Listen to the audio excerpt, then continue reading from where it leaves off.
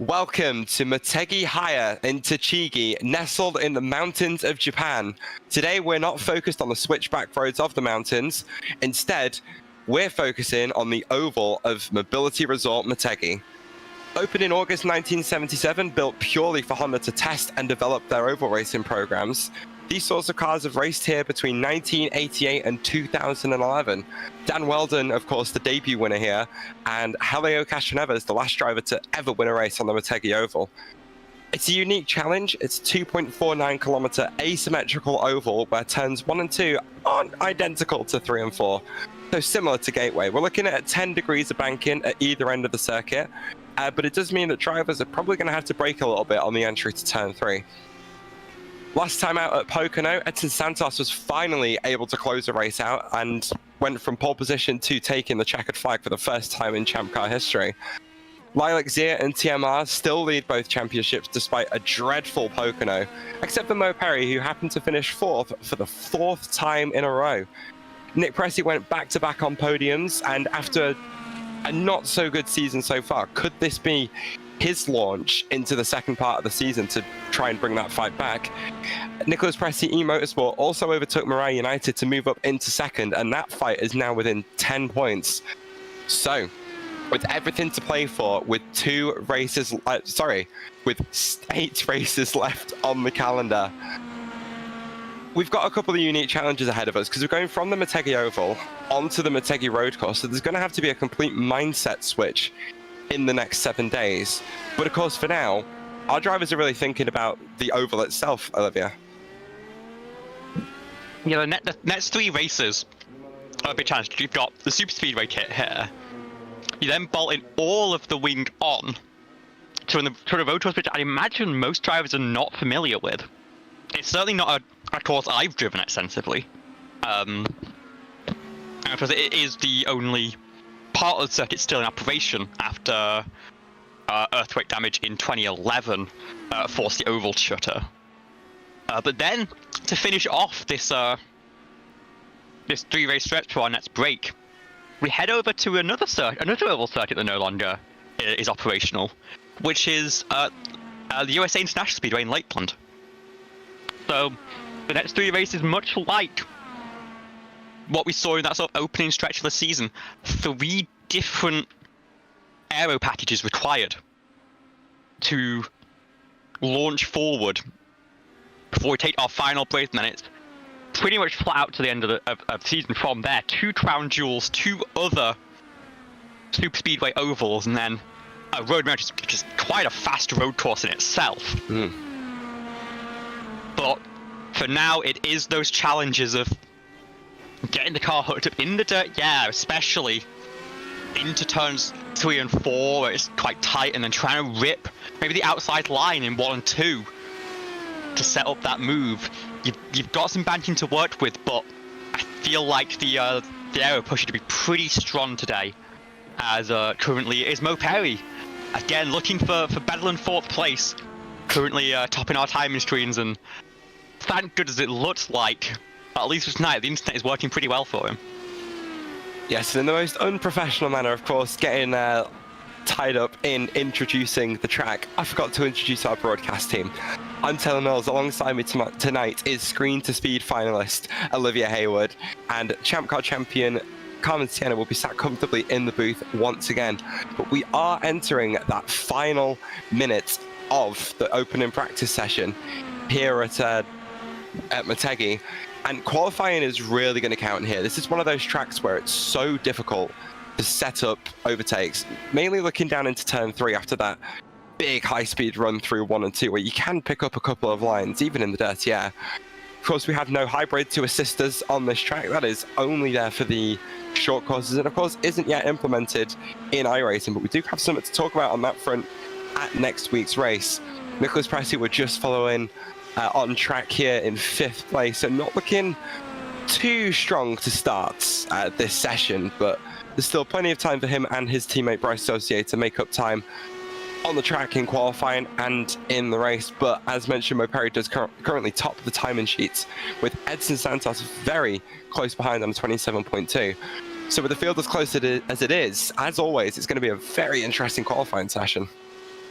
Yeah, of course, Edson Santos did convert the pole position last week, and you'll remember there was a lot of strategizing to get there, fell back into the pack in that mid-phase, but being at the head of the field had a strategy advantage, and yet he managed to use to stay out of trouble and be at the point when it mattered when the caution flew, be ahead of the carnage that happened on the restart, and even if you need to drop back into the pack where fuel savers might be required tonight as well, having clean track out in front of your nose is going to be critical to just make sure you get through that opening stanza with the front wing in one piece as we head onto the start of our qualifying session. 4 laps, fastest one counts. If you can clock this 1.5 mile circuit fastest, you will have the privilege of starting on pole position. Overall track record here, set back in the late 90s by none other than Castro Neves with a 25.9, I think, or 25.8. We're not expecting times quite that fast here. The cars aren't quite built the same way. They've got a bit more downforce on them, I think, to help in sort of the draft, perhaps. But we're expecting maybe someone to find a 26 with how we've seen a 27.1 in our practice session. Oh, nice early predictor from Olivia there, as we are just over a minute into our very frenetic qualifying session here. Of course, all cars going out on track at the same time. Unique to iRacing is the fact that drivers can go out on track all at the same time and be completely invisible to each other. Of course, a recent change in a recent patch means that the drivers can now watch each other's qualifying laps in the replay screen, which wasn't doable before. So perhaps an opportunity for, I don't know, to observe what everyone else is doing after your qualifying runs. Of course, you won't have much / any time to improve with Mo Perry currently at the top with a 27.390. But you may be able to learn something for the later ovals to see what it is that the rest of the field, the drivers at the top, are doing to prepare their car for that qualifying run. Edson Santos, we know, is a very strong qualifier in the Champ Car Series. So maybe that opportunity is finally there for everyone to sort of observe what he's doing as the session goes on, to see how he preps the engine, because of course we know how important that is here, and prep the tires for a run. It's a tricky little combo. There's lots of tricks to making these cars go fast. John Hagen does go fast with a 27.375, only 15 thousandths even faster than Mo Perry so far, who has set both of their laps, I believe, but already very close at the top of the standings. So I've noticed from both of these top two right now, they set their first lap, which put them to the top of the board, and then immediately hit the reset button. So they're thinking that first lap is the fastest, and then Mo Perry sets the second first lap, goes fastest again, 27.338 this time.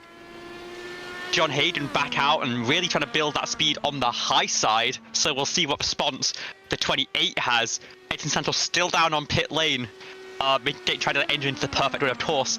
Something they do in real life, though not by revving the motor quite so aggressively. They have crews to sort all out for them. There is a strategy to that, isn't there, Liv? Oh, absolutely, yeah. If you just have it 100 on the limiter the whole time, you're going to heat up the water a lot more. Whereas if you leave it kind of low, it'll be the oil that'll heat up, as John Hayden does not find an improvement there, has one more lap to go for to try and lunge for pole position. But as Alex Santos... Miller. Oh, there we go, 27.37, and following Mo Perry's strat, is going to reset immediately. Frankie Wynn pips him by 2 1,000ths of a second and is staying pinned for a second lap. So a difference in strategies here that we see in TMR and, of course, Arrowhead Racing going for that first one-lap run. Frankie Wynn going for maybe 2 laps here and then go for a one-lap flyer at the end. Does Frankie Wynn improve? No, an 800th drop-off there. But again, we know how close Alex Miller is. We'll see what he can do. But meanwhile, Edson Santos has finished up the warm and is through 1 and 2 on his first qualifying lap attempt. One thing that we have 10 minutes, so he should just about have time to restart and do the preparation again for a second run if need be. But I'm sure he's hoping he only needs one. Comes to the stripe here, and it'd be a 27.280. Wow. The magic works. Edson Santos to the point once again. We've seen him take poles so many times in this series, and we've seen last week, he knows how to convert them now. 200.89 miles an hour was the average lap speed on that one. A very impressive turn of speed from Edson Santos. Of course, I think it's safe to say rather expected, but brake magic, eat your heart out. We've got engine magic as Nicholas Pressey comes across the line to finish his first run with a 27.453 even. Currently only good enough for 8th place, which would be rather disappointing start to the session for Nick Pressey, but Kevin Young in that number 10 IR18 coming across that start-finish line, I believe, to start his lap. Yes, it is. Of course, one of the later cars to come out of the pit lane, so that's a touch of engine warming going on there, getting that oil just a little bit less viscous as he heads down to turns 3 and 4 at well over 200 miles an hour. Flicks that car in, plenty of grip on the front and rear axle to support you through the corner. Just a touch high from what I think we'd expect through there. But way out to the wall, maybe a little bit of contact there. We'll wait to see if that lap's valid or not. Kevin Young comes across the line. It's a 27.953. It's valid, but it isn't fast. But I think, Liv, that's just a demonstrator of the challenge that our drivers are faced with tonight. It's definitely going to be a tough one. This track, relatively low banking, I feel, for what you might expect for a mile and a half. And I think a key thing, I'd need to verify this, but I know a commonality of a lot of Japanese tracks is that the asphalt that's used in construction tends to be quite heavy on tire wear. And so we talked about maybe being a fuel save required, the window's right in that sort of margin of being a cross, a 2 and a 3 stop. So there could be a strategy A and a strategy B, but there's a possibility it could be tire limited rather than fuel limited for some drivers, and about how they can utilize those tools to try and mitigate that. As Lilac Zir, championship leader, this is her last chance to set a lap, and into the wall out of turn 4. No improvement there for the 89 car. Will start from the back half of the grid, but we've seen her make runs through the field before, and again, if this is a fuel save race, you might want a few cars ahead in the early going. Yeah, but it's not the sort of qualifying session that she wanted if she wants to maintain her lead at the top. Drop rounds, of course, will play a factor, so she's got some leeway to make mistakes, but it's a very tight fight at the top. Drop rounds taken into account between her and her teammate currently on screen, the number 49 of Alex Miller, who of course has only 1 win on the season, but it's safe to say I think his consistency across the ovals and then carrying some of that pace onto the Chicago street course was, I want to say it was rather impressive, because it's not the sort of track that he expected to excel at, and he managed to almost get a decent result out of it after that, before that disconnect. So he does finish his final run on a 27.7, so not good enough to improve, and he will start on that second row of the grid for now. We've got a few drivers who can take that position away from him, but not so many cars left to run. Edson Santos still trying to find some improvement, despite the fact he is almost a 10th clear at the head of the field, but we know that that's quite a lot of time at an oval, I think. Yeah, I think this is just see what you can do, but actually Santos will pull in here, and I thought to practice pet entry, but it doesn't seem like it. Just gonna pull it to the side, and Bryce Socia, I think, is our last driver to set a lap. 2 1,000ths off an improvement. Incredible consistency from the 07. The team running special liveries for this race, and I would assume for proceedings, actually just a couple of hundreds off in that one. But the team will start on 5th and 8th, so as long as Bryce can get onto the back of Pressey, they have a good chance to work together, maybe do some fuel saving magic to try and take charge of this race. But it looks like the track has gone quiet, and so we have a little bit of a minute to catch our breath before getting into warm-up, and we can get to our predictions. But it will be Edson Santos starting on pole, looking to go back-to-back with Frankie Wood alongside. I guess looking to make some sort of prophecy finally a reality. I don't know. It'd be a late move for that prophecy at this point, Liv. But an impressive show from one of our rookies. Absolutely. I mean, Frankie's had a great season. I believe is our leading rookie in the championship. Is just 60-something points. Well, I was going to off say, he must be considering Violet. that team is third in the team's championship. 7 starts and has had 7 top 10s, which is the most of anyone in this field. I mean, it does match Nick Pressey and Alex Miller, It's joint with them, but they've had 8 starts, and similarly, True. 5 top 5s from 7 starts, Mm. with missing out on Chicago, I believe it was. And we know how strong Frankie is on the road, especially the street circuits. I'm sure it would have been 6 from 8 if he's able to make it. But speaking of that, one thing I did want to mention before we get into our predictions is a bit of an advance towards next week. You were talking about Alex Miller's heartbreak at Chicago. But at the same time, I think that probably lit a bit of a fire under him. And with the Motegi road course being a track that is maybe less practiced by a lot of drivers, I think anyone who can really attack that race weekend and come in prepared is going to have a very strong time running that race. Well, insider information, we already know that he's been hitting that track hard. I mean, from what he's been telling us. but So, I'm go on. going to be interested to see if anyone else is willing to try and match that step, because otherwise that's a big haul of points you can gain on the rest of the championship, really, with a strong race there. You've got to be prepared for that one. And we'll see if anyone sort of spends some late nights at the track between this race and the next.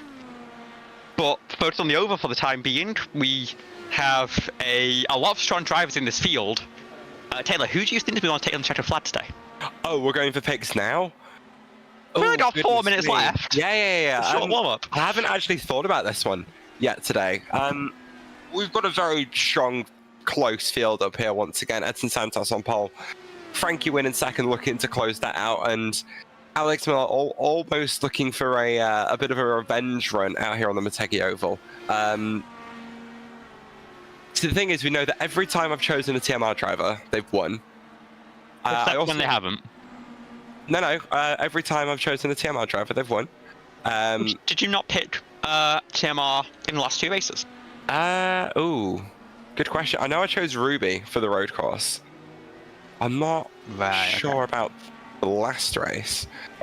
But I don't think I'm going to put that evil on Alex. No, but does it? Oh, it's a tricky one. I think today I'm going to go for Frankie. I think Frankie's going to close out the job today. He's hungry for that debut win in Champ Car, and it looks like he's already put a lot of practice into being where he is so far today. He's up there with the big boys, with Edson Santos, who we know is quick, with Alex Miller, who we know is fast, and beating out championship leader Lilac Zia, and in front of both Nicholas Pressey Motorsport cars, who we know are rapid on an oval. So to beat out all of those drivers, except for Edson Santos, and start second on the grid, I think maybe Frankie's going to have that chance to apply some pressure to Edson today, like he did back in Pocono, but hopefully for him to a bigger effect, to actually take that checkered flag today and win the race here at Motegi. That's totally fair. I mean, you can't argue with that. It's a very strong season to this point. Yeah, and it really feels like he's taken that step forward on the ovals so far this season. Like, we know what his pace is on road courses and street circuits, and we've seen that development on the ovals, so it's got to happen eventually, right? I think so. I didn't even ask you I picked for next week. I'll let you take Alex Miller for that one. But the weeb that we know Frankie is, I think that's a pretty strong pick for next week. Mm-hmm. I, however, did say last week that Edson Santos is a very strong driver, very strong qualifier, but we've not seen him manage to convert that and bring it home. But now we have. And so but 2 weeks ago, I should say. Yeah. We've now seen that from him, a complete race, a dominant race, I think you'd have to say. Mm-hmm. And so with him putting down a strong pole position time once again, I have no reason to not pick the number 20 to go back to back. And I think maybe a bit of a cowardly pick, picking pole position. But I'm going to go for it.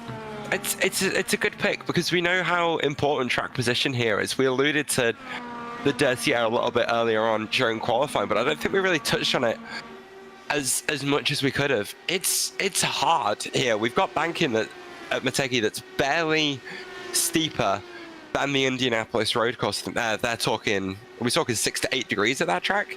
So it's Indianapolis is 9.2. There you go. So it's 0.8 degrees higher than Indy Road with corners that are much shorter. So there's not really that same, as much as there is the opportunity to use different lines, there's not that same opportunity to get half a wing out into the clean air to try and find some grip on the outside tires. It's going to be a really tricky race out there today.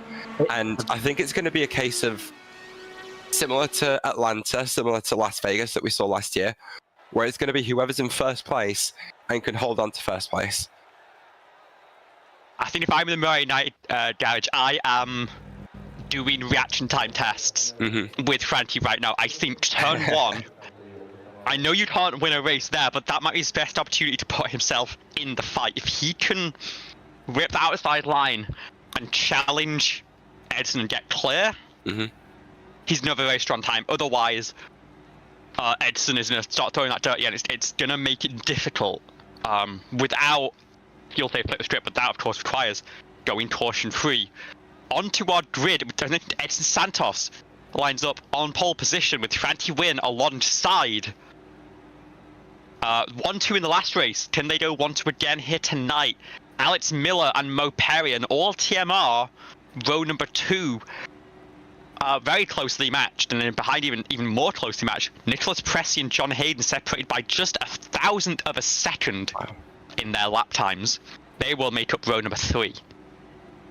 Lilac Zir and Bryce Socia, teams championship rivals, line up 7th and 8th, with Eli Sassett and Liz Fox behind. And then Zach McBride and Kevin Young rounding out our 12-car field here today at Motegi. And as the pace car brings the field around their single formation lap before we go green, any final thoughts before we get going for this one? That's a good question. We've got 121 laps, 300 kilometers to fight it out here on the low banks of the Motegi Oval. Of course, a track that isn't run anymore. Everyone out there looking to emulate the likes of Helio Castroneves, Dan Weldon. And I think with the way that the fuel saving is going to go today, there is one other driver in that list. But it's going to be a tricky one. We know it's going to be a tricky one. I do expect, similar to Gateway, everyone's going to shuffle into a single file line pretty quickly.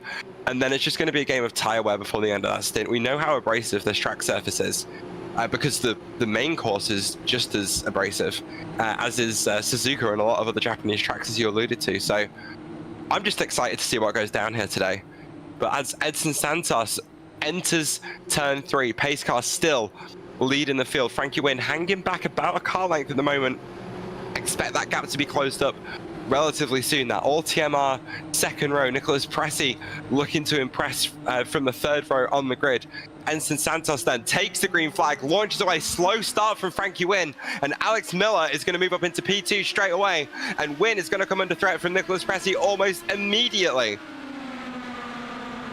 Well, it sounds like Murray United didn't take my advice there. Frankie Wynn already shuffled down to P5 as that inside line becomes dominant in turns 1 and 2 on the initial start. You often see that, but Alex Miller to the inside in 3 and 4. It's a lot tighter. It looks like Edson Santos can sweep the outside a bit more and will hold onto the lead at the end of lap number 1. But crucially, Miller and Perry, 2 and 3, coming out of that first lap, can try and work together to challenge, but Nicholas Pressey on the inside, not able to challenge as well. Once up to speed and that dirty R starts getting thrown. Really backing Frankie Wynn up though. Yeah, big check-up from Nicholas Pressey in the middle of turn 1 and 2 that went down the field as well. They are 3 wide into turn 3. Lilac Zir launching her way around the outside, but not able to build a run on Lith Fox and Eli Sassett. Great bit of driving from all 3 of those drivers there to keep that one clean. But look at the momentum around the outside as we're on board with Kevin Young getting a gorgeous view of that fight. Lith Fox has to tuck in behind I think that's going to be Eli Sassett, and a big check-up for Bryce Socia, and I think that was Kevin Young just in the wall on the exit of turn 2 there. Just dropping back down the field just a touch, but he did well to, I think, avoid any damage, but that's going to be something we see quite a lot here today, Liv. Have you got floor Olivia cam? Hayward floor cam. There's damage on that 72 machine already. So one of 3 cars running a special scheme for this race, it seems. Both him and the MPM cars with Sakura theming on the machines in this one. Already a little bit wounded, just a couple laps in. Well, as we all know, special liveries are indeed cursed, as we found out last week. So perhaps it wasn't the best opportunity, the best idea to actually run one as John Hagen on the attack now on Nicholas Pressy side by side into turn 1. Hagen on that preferred inside line. Pressy being really shuffled out and is now coming very much under pressure from Bryce Saucier in, again, that special liveried Dallara IR18. Pressy's going to have a bit of a run on the way back down to turn 3, but can't make anything of it in that dirty air. It's a problem that we knew was going to be an issue all day. But you know what? He's backed off that corner really well. Look at this run he's going to get on John Hagen for P5. Tucked in under the rear wing in that slipstream, looking for a way through, but can't quite find it here. I think there's going to be an element of fuel saving going on here, Liv. Yeah, we're expecting it. The window, we're thinking 37 to 45 laps. If you can stretch that to 40, 41 laps, that unlocks the 2-stop as a strategy option. I know there's going to be some drivers who have that locked in already. I know. I wonder who you're talking about. Well, I know it was under discussion from Mirai United pre-race. With thanks to Frankie's wonderful live streams. You should check out after this one's done. They were having an active conversation about what might be needed to make that 2-stop happen. We know Lilac is going to have that calculated already and is going to be relaying that to Miller and Perry, who really are in the perfect position. We saw Santos sort of throw caution to the wind at Pocono, just go flat out, be willing to be the leader. And the cars behind had to save. But I think this is going to be the sort of track where being in front is not going to restrict you from that fuel save as much as you might think. As we're side by side with the 2 MPM teammates, Pressy will slot in behind, and I think is definitely heavy on the save right now, trying to make something happen after not the best start. Well, I'll tell you that Santos has been setting fastest laps in the opening phase of this race, and so maybe he's trying to just build that gap right now and maybe worry about the strategy later. It's very close to the ball from Frankie Wen, who still runs P4 after really just a dreadful launch. I mean, was pretty far back from Santos to begin with. I think it's quite common, like stock car restarts, where if you're on a single screen, you need to be able to see when the leader launches. But I believe with the initial start in this series, I think it's on green because it's using restart zone rules. So there's not really any benefit to that anyway. Yeah, it's something that I had to find out the hard way during the ISCC championship that ABN ran a year or so ago, because the go was on the green, and it took me about half a season to figure out, you know what, it's probably a good idea to set up an AI session, get in any car, because of course you can't do an AI session in the Audi R18, and just roll up pace car speed up to the start finish line and figure out exactly when it is that green flag does wave. So yeah, perhaps a little bit silly of me not to do that, but it sort of looks like the team's second place in your team's championship have also neglected to do that one as well. But of course that team full of rookies, Frankie went up in 4th place. It's not so bad to drop back off the start of these races. We know that when it's a fuel save game, I just lost the game, by the way. The drivers at the front of the field sometimes like to drop back into the field and do that fuel save from there, because you've got a lot of cars in front of you punching that hole in the air, that 200 mile an hour hole in the air, I might add. So it makes it a lot easier to build that speed on a lower fuel map, or do the big lifts and coast, not quite full throttle along corner exits on the straights, etc., etc., etc., which just opens up all those opportunities to burn less fuel per lap. Of course, we were talking about that 37 to 45 lap pit window, and Win is in a really good position to make that work. He's less than a second off the back of Mo Perry, and Mo is again close enough to get some slipstream off their teammate in front. So again, as much as it wasn't an amazing start from Win, it could be a pretty strong strategic decision. If we're fuel limited, perhaps, but we did mention the abrasive surface, and the dirt, yeah, will only make the right front tyre scream more and tries to find any grip it can. I think ultimately in this situation, you can save without the help on the straights. If you can roll speed effectively through the corners, I think that is where you might struggle further back in the patch. I think it's true, and you can make either one work, but I don't think it's enough an advantage where you would, if someone sort of asked you, do you want to be second or fourth right now, you'd take second. As actually, Alex Miller is doing a pretty good job staying to the back of Edson Santos right now. He's got that gap down within half a second. Bryce Sosa also made a good charge through the field and heading towards John Hayden, but this battle for the lead could be heating up a little bit, and got a lot of help on the straights for a fuel save. He's going to be able to find a clean line in the corners if he wants it. Which is only one car ahead and not, multiple lines already taking up all of the villages. It looks like that low groove really is dominant and everyone's sort of handing to it as much as possible. Unless they're going for an overtake, as Bryce Sosa tries to find the bottom, gets there, but can't quite carry the speed. Just the wash from the back of the 81, not quite enough. Has to back out and try again. And I'll be interested to see how he tries to set his move up. It goes very high here, tries to get the run through the corner. Hayden wash up off the apex, which kind of does cut off the air that Bryce was looking for. But coming up, getting to turn one, is he going to go for it? He's going to hand the outside line this time.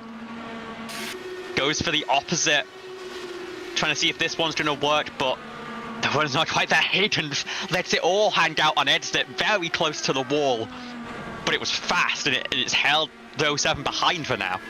Hagen, we know, drives really well with the damaged car, so I'm sure he's not going to be afraid of getting up to that barrier here at Motegi on the exit of turn 2. One of the probably the trickier out of the two corner exits, I think, so how much speed you carry in through turns 1 and 2, but still a slightly dusty track out there, which takes away the possibilities of running really high. It's not really something you want to do with how little speed you can carry without the progressive banking, as Bryce Sosa looking to the inside once again. It's going to get side by side through turns 3 and 4, but they're still going to be side by side on exit, but it was a very tight line for Bryce Sosa, who had to scrub off so much speed on corner exit and has to tuck back in for another lap. We talked about how difficult it is to make a run here, and Sosa just wasn't able to make it work. I'm not saying you have to clear on corner exit to complete the move. I think if you've sort of got your nose ahead, you might be within range to make it happen. But one thing you've got to remember, we are in a pack here. This is really a 10-car train going back to Lilac Zir, who are all within decent enough slipstream range. If you cannot get your nose ahead on corner exit on that inside line, Frankie Wynn and Mope are just be feeding draft to the 81 of Hayden, and there's really nothing you can do to combat that. You just have to hope you get good enough exit where you can either cut across ahead and take that for yourself, or that you can have enough advantage into the next corner to get the move done for real this time. But Bryce is struggling, has made it up 2 spots so far, one of them on a teammate granted, so I'm not sure how much the fight there was in that one. Hagen's being really tricky. Yeah, Hagen making a little bit of a mistake on the exit of turn 2 has allowed Sosa to get alongside once again, and they're going to battle it out through the last 2 tighter corners of this circuit once again. But Hagen on that faster outside line, carrying much more speed on exit, is going to deny Bryce Sosa once again, who has got to be getting frustrated inside that cockpit. But look at the extra little bit of speed he's been able to carry on the outside. But there's just... it's so tricky for Sosa to make anything work, but Hagen's going to present it with an opportunity again. But the 7 is going to think differently of it this time and try something different on the high line through 3 and 4. Realizes very quickly that's not going to work, as Hagen just touches the outside wall on the exit of 4, hopefully not damaging his car. But Sosa is literally trying everything to get by, and that right front tire is going to start to suffer. You don't want to be attacking for this long, this hard. I think that the crucial thing is you saw Sosa sort of lift up a little bit on the backstretch to try and ensure that run to the outside, but then Hayden covered that second lane, and there's really no way to get there. It's actually, I think Hayden had a bit of a loose moment coming off turn 4, being very aggressive on the tools, it seems like, and might be starting to burn that right rear tyre off just a little bit too much, and that could cause some mistakes to open the door for 07 to finally make that move. As at the front of the field, Santos has gotten away from the pressure of Miller's, now broken a 2-second gap. But we've got to remember, Santos is going to want to try and make lap 40 to try and make this fuel save happen for a 2-stop, and not just that, but it takes you out of the danger zone if a caution is to fly. And often pit entry is a little bit of a concern. It can be very tricky to get down safely. We had that at Pocono last round. Here it's not just more the exit that could be a bit of a danger zone. A lot of bumps on the apron in 1 and 2 that of course you have to stick to safely rejoin the track on the exit of 2. And if a car hits one of those runs, comes up into the fast lane of traffic, the caution will fly, and if you've already pitted in that cycle, you're going to end up a lap down. Yeah, of course, this track is very fast, so we're looking at 27.4 second lap times in race trim, and it's a much longer pit lane traversal time. You're looking at a good minute and a bit, I think, here. The pit lane speed limit. No way. There's no way it's that much. I might be, you know what, I might be, extrapolating from a grain of sand there. Okay, we're probably not looking at something that long, but the time loss is, as per usual, more than a lap. So it's so advantageous to save that extra few laps of fuel where you can to get yourself in that window for if a caution comes out. Of course, the field's so small, I wouldn't expect to get any cautions here today. Commentator's curse, but we know mine doesn't work. So with the green flag running, that's where it's going to get tricky, because the caution flag won't be thrown for a 1-car spin to the inside of the circuit, and that is the most likely thing to happen on that pit exit, I think. So that's one of my bold predictions of the race today, is we're green flag all the way to the end of this one with over 100 laps to go. But that is going to be John Hagan and Frankie Wynn side by side. Hagan starting to mount that attack on your 4th place car at the moment. Frankie Wynn starting to really struggle with those tires. Side by side they are through the first 2 turns. Wynn forced to that outside line, and Hagan is going to do what Saucier couldn't do for so long and move up a position on the racetrack. Of course, due to the fact that Frankie Wynn is really starting to struggle with that tire. But saying that, Hagan comes down pit lane and Frankie Wynn clears him on the outside. So what was all that about? Lap 31, that's early. Hagan coming in for a 3-stop, I guess, trying to split the race into quarters. A very sort of road course strategy from the 81. And we'll see how it works out. We just want to know the strategy. The reason he closed Frankie Wynn so heavily is because there was a bit of wall contact on the exit of 2 for the 97 car. And let me tell you, there is damage on that machine. It's all bent out of shape on the right-hand side of the floor. And so that we have 2 cars that are going to be walking wounded for the remaining 90 laps of the race. I feel like we need to get Olivia Hayward, or floor cam brought to you by Olivia Hayward on the broadcast. You should send over the camera settings for that to Carmen. It's always on the right-hand side on an oval, isn't it? Yeah. I mean, it's always the exact same chunk that is taken out on sort of a medium wall tap. John Hagan making it out of pit lane nice and smoothly, though. But at reduced speed, you're talking 200 mile an hour sustained through 1 and 2. You're carrying maybe at most 150 on the apron, which is still very impressive, all things considered. But you're going to need help sort of with the body tracker settings. It's one way if you can have it set a lot sort of tighter than normal, very negative on the jacker, that'll help the car stay sat. As actually, Hayden has just gone fastest of anyone, so looking to really make those tires work with a very aggressive strategy. Still a couple of tenths off Edson Santos in terms of absolute pace so far, but yeah, one of the faster cars out on track at the moment. Well, that last lap certainly did the job. Was I looking at the wrong car? I think I was looking at the wrong car, you know. There it is. Yeah, John Hagan with the 27.376. Kevin Young is going to be the next car down pit lane. Car we saw struggling earlier on in the stint, and I think you said there was a bit of damage on that car as well, Liv. A little bit, yeah. We'll see if the crew can do anything, but it might be one of those where you just gotta let it suffer through the race. As actually he rolled his pit bot slightly. That's going to be a slow stop for the 72, and potentially in danger of going 2 laps down to Santos, and that would be a disaster because at that point you're out of wave around territory, and it looks like that is actually going to be the 72's day done. Will be our first time of the race. Edson Santos pulls the trigger down to pit road. Sees enough cars going for that alternate strategy, the primary strategy, I suppose, of the 3-stop, and decides now's the time to get a fresh set of tyres on and really attack the rest of this race. Oh, and now I like this. Now we see who has been able to hold on and save enough fuel to make this work. We mentioned Miller was a good 2-3 seconds back at that last cycle. That sort of tyre wear delta will only get worse through the rest of this. Bryce Socia comes down to pit lane as well, and yeah, this is very much kicked off our first pit stop cycle of the race well before the mark to be able to make a 2-stop happen. So that's an interesting question to raise then. We've got a few teams out there with multiple drivers. That tends to be how it works with a team.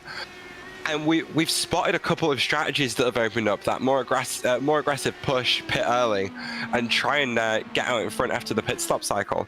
So should this be something that the likes of NPM, right, United TMR are thinking of, to perhaps sacrifice one of their cars, put them on the same strategy as everyone else, and just try and make them think, well, that is the decision that TMR are going to make.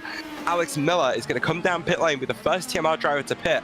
Mo Perry is going to follow in as well, making an overtake around the outside of turn 4 to enter the pit lane in front of Alex Miller. What a move that was, and probably a very late call from Mo It was Perry. a bit late on the brakes for the 28 as well. That's a speeding penalty.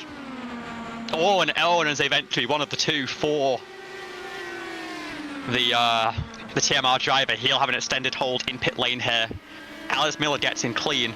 The drivers who have extended, of course, Lilac Zir, but also Nicholas Pressey. Nicholas Pressey goes it's lap 40 though. This is the window, and everyone left on track is in the pit lane. They're really trying to make this strategy work. Oh, the undercut's powerful. We knew it would be. Yeah, Alex Miller rolling off pit lane, 6/10 behind Bryce Socia. He's lost 2 positions in that pit stop cycle and over 4 seconds. So, it might be tricky to gain some of that time left. Of course, he's going to have a tyre offset come the end of the race, as is everyone coming down pit lane now. But decisions to make. We're looking at a bit of a strategic race going on here, which is always interesting to see. And lots of question marks in the air already, and we're only 1 stint into this race. Yeah, this is really the main question these drivers have. Are we fuel limited or tyre limited at the Twin Ring of Motegi, or it's one of the rings? It seems like a good sort of half the field is betting on fuel being the limiting factor.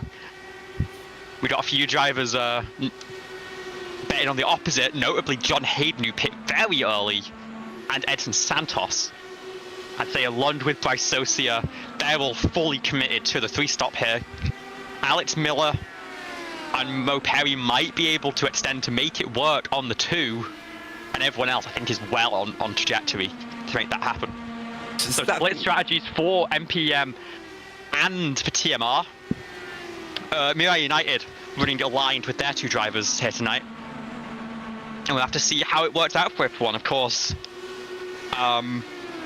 TMR were the one team that had 3 rounds in the chamber to try and put 2 on 1 and 1 on the other, but of course Mo Perry's speeding penalty on the entry with Alex Miller kind of takes him out of the equation. He's 1 lap down and desperately needing a caution to try and get a wave around.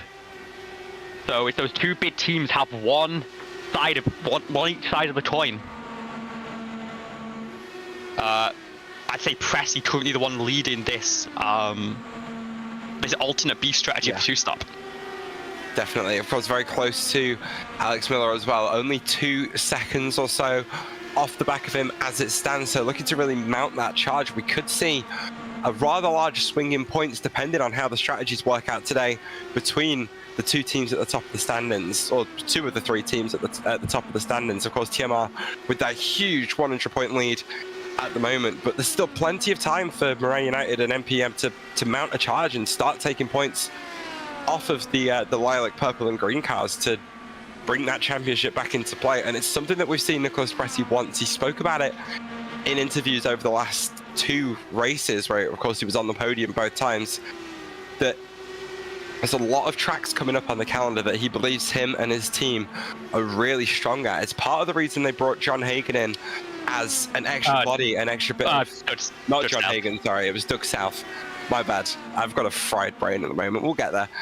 They brought Doug South in to be that extra brain to pick on, that extra source of information to really figure out how to make these fixed setups work on the big fast ovals. Doug South, of course, not here tonight. Pressey and Associate almost being left a little bit on their own, but will of course been doing practice with Doug South and getting that information from him and making sure their cars are set up to compete well tonight. And so far, Liv, it's working. We're in third and fifth right now. So you've got a mouthful of food. I have a donut. That's great. I expect you to talk for longer. I'm sorry. Amazing. Third and fifth for the two drivers. And Pressey, the one leading that group that extended all the way to the end of lap 40 in the first cycle. You don't remember. It'll be a little bit easier and a bit harder to save in the remaining stints. It'll be a little bit easier to even not have the pace lap to burn off the extra fuel. Be a little harder because it might be a bit more spread out. Although, to be fair, for the cars behind Pressey, it's still quite a bit of a pack. They all really migrated onto pit road together and nearly tripped over each other on the way out. So for the likes of Frankie, Lith and Lilac, they have that bit of draft to help them if they want, and it seems like they were able to make the tyres work until then. Maybe not at ultimate pace, of course, as they are dropping off back to Santos by maybe 3/10 a lap. They'll have the fresher tyres, but they are still saving, and they didn't want to extend those tyres as much as possible. Yeah, and so the gap from Santos Pressey now 10 seconds as we jump towards the halfway point of this race. Pit lane times were 35 seconds. Or there or thereabouts. For our drivers, remember, of course, the drivers have to traverse start finish straight in that time as well, but also they've got to make the clean entry and exit. So the delta probably in that range as well. The question is, can Santos accelerate that delta just that little bit to make room for that third pit stop? Or to at least get him close enough that he can use that fresh rub at the very end of the race to make a charge through the field. And remember, if a caution flies and Santos is built enough a gap to stay on the lead lap, he'll have the fresh tyres, can stay out in that situation. Everyone else had to pit to get fresh tyres to fill their tank up, and then he's right in the box seat once again. Important question before I make my next point about fuel saving, just to figure out if it was worth it or not. What sort of donut was it? Is it? A caramel. Caramel donut? From like Tesco or something? Yeah. Love it. Anyway, plenty of options of fuel saving in these cars. Of course, everyone taking advantage of that slipstream to be much less on the throttle on the straights. But of course, these cars do have fuel maps that we can play with as well. Maps 1 through 5, of course, actually affecting that fuel burn and burning less. But of course, that does bring the disadvantage of not being able to accelerate as hard off the corners and then not having that peak top speed that we usually see out of these cars, probably scrubbing a good couple of miles an hour by the time you're turning in for turns 1 and 3. The slipstream, of course, helping to negate that a little bit, but it's still an issue. You want to see a pretty consistent speed in 1 and 2. You're not gaining through the corner, that's where the scrub comes in, but you're holding pretty consistent at about 200 mile an hour. You're getting to about 210 on the entry of speed, but then you're dropping all the way down to maybe 170 at the apex of 3 and 4. So it's very much that tight end of the track at the end of the lap where you're really having to bleed off the speed. That'll do a lot of work on the front tyres, probably where the braking's being done. It's sustained load across the entire car through 1 and 2, which is where you might burn the rear off a bit more. But that's like the weird thing. The speed scrub off is only about 30 miles an hour, which of course doesn't sound like much because it's like the average inner city speed limit for most countries. But in these sorts of cars, that 30-mile-an-hour speed scrub off feels like a lot, because if you're 1 or 2 miles an hour over into 3, you're so wide through the apex of that corner and just scrubbing so much speed and scrubbing that front right tire, trying to get the car back in line. It's a really tricky bit of racetrack, but no battles quite out there on track at the moment. Your closest fight between the teammates of Frankie Wynn and Lift Fox about 9/10 of a second apart or so. Saying that even Frankie Wynn within 7/10 of Eli Sassicas, who's just been watching Zach McBride drop through the field to be the first car a lap down. But Edson Santos quickly coming up on the back of Lilac Zier to put your championship leader a lap down. Definitely not a strong race from the 89 today, and you've got to say, Liv, part of that has to be due to qualifying. There's about 10 seconds between the two of them. It's loads of time. It's a track where you can't pass, well, where it's really difficult to pass.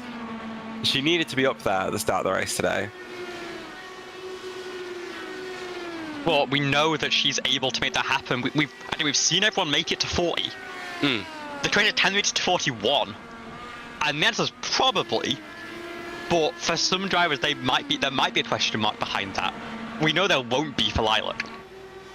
So she's getting help a little bit. This traffic that McBride, who has been quite kind to all of her drivers, taking a very high line in 1 and 2 to let that move happen. If someone wants to let you have the spot in 1 and 2, because of how much speed you're able to carry on the low side, they really can let you have it by going to that high side of the track.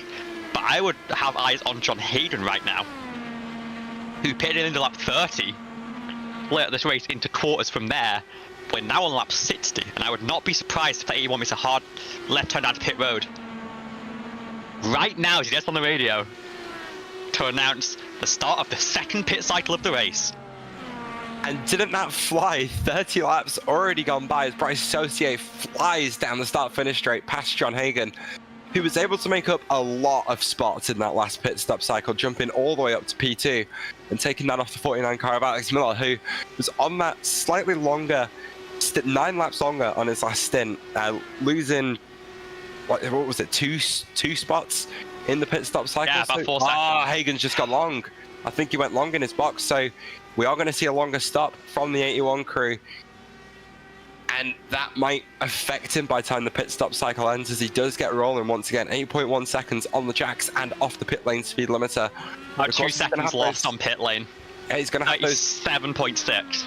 He's going to have those fresh tires for the next 10 laps or so relative to the rest of the field. So we need to keep an eye on his pace now as he comes out in front of Nicholas Pressey, of course, looking to put him a lap down as soon as possible. But once those Firestones are back up to temperature, he's going to start flying again. Yeah, I think ultimately it's a very smart call from John Hayden. We don't know which of these two strategies is going to be the one that turns out on top at the end of the race. We have to wait another 60 laps to find that one out. But I do love this strategy call from the 81 going, I'm going to commit to something from the very start of the race, and I am going to race it as clean as it had. He knows it's a light field. He knows there's a good chance of going caution free, and he knows that in that situation, if he can spend as little time as possible on each set of tires, he's gonna have the best average overall life in them for each lap of his race. He's gonna be running faster on average than if he takes a full stint, and then sort of takes a set of tires that he barely uses at the end of the race. I love this call from Hagen, even if this doesn't turn out to be the strategy that works out. I love that he's committed to it early and he's gone, this is my hand, I am going to play it. Shades of Michael Schumacher at Magny-Cours going for that. I think it was a 5-stop on that particular occasion, wasn't it? Which was completely unheard of. A relatively short pit lane, giving both of these drivers the advantage to do that.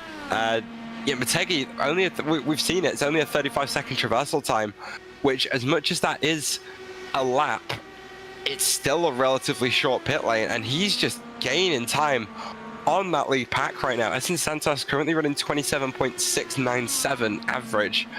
Hagen's bringing that down. He's bringing it back into the fives. Of course, his pit cycle time still included in his average pace. So once we've got a few more laps under his belt, we'll be able to get a much better picture as to exactly how quick he's going. But he is flying right now. 27.5 was his last lap.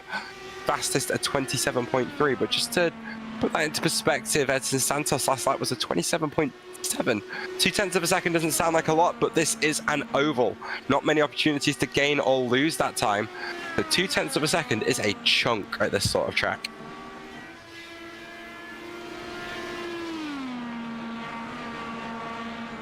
It's like the two Mirai United cars are running very close now. We saw Frankie sort of struggle with tyre wear in the latter phase of the first stint. He's now fallen off the back of Eli Sasek and Lith Fox in the 47 car. He's just within 0.3. So we have to see whether there's a move attempted, whether there's maybe some team orders, or whether the fuel save game is still in effect and the 47 will actually opt to sit behind in this stage of the race and just make sure maybe this can be the 41 stint. Or hell, even a 42 if you have the number for it, and then you can really light the wick in that final run to the line. But it looks like there's a bit of team orders going there. The low line being left wide open for this Fox. And Santos is in. Actually, that's really early. 32 lap stint for Edson Santos that time.